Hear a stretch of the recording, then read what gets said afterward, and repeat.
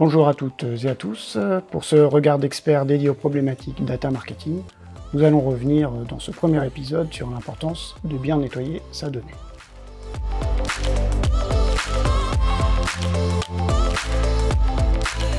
Je résumerai en fait une donnée impropre par le fait qu'on ne puisse pas l'exploiter.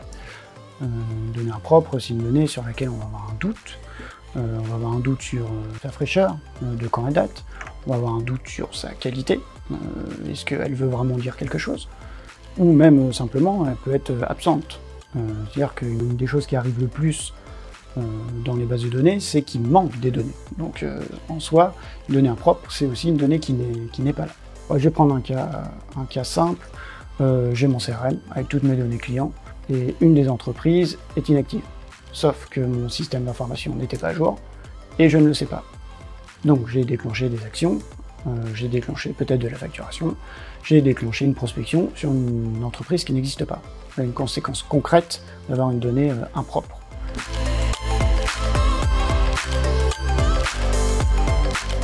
Les grandes étapes qui existent dans le nettoyage de la donnée, la première c'est l'audit, qui nous permet justement de savoir, de connaître un petit peu l'état du fichier initial, données manquantes, données obsolètes, etc., etc. Donc une fois que cet audit est fait, on va pouvoir passer à la phase 2, qui est la phase de sirétisation. Alors, on appelle, nous, en France, la sirétisation, c'est en fait la qualification du fichier. On va essayer d'identifier dans les entreprises qu'on va regarder, dans le fichier d'entreprise qu'on va regarder, l'identifiant national. Donc la sirétisation en France, ça marche exactement de la même manière pour d'autres pays, sauf que c'est le terme sirétisation qui est du coup qui n'est pas utilisé. Donc une fois qu'on a cette phase de qualification, qu'on a identifié vraiment l'entreprise, on compare l'entreprise avec notre base de données et on va pouvoir justement évaluer le potentiel informationnel de nouvelles données qu'on va rajouter sur cette base. Et la troisième étape qui est souvent négligée mais qui est pourtant une des plus importantes, c'est de garantir dans le temps la mise à jour de cette base de données.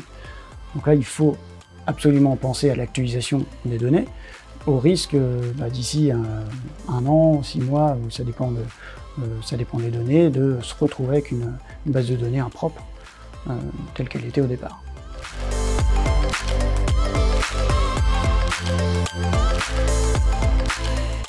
La donnée, c'est une information. L'information, elle sert à prendre des décisions. Le risque principal, c'est de prendre de mauvaises décisions. Si on se base sur des données qu'on a jugées impropres, dont on n'est pas sûr, on risque derrière de prendre des décisions sur des mauvaises sources, et donc des mauvaises décisions.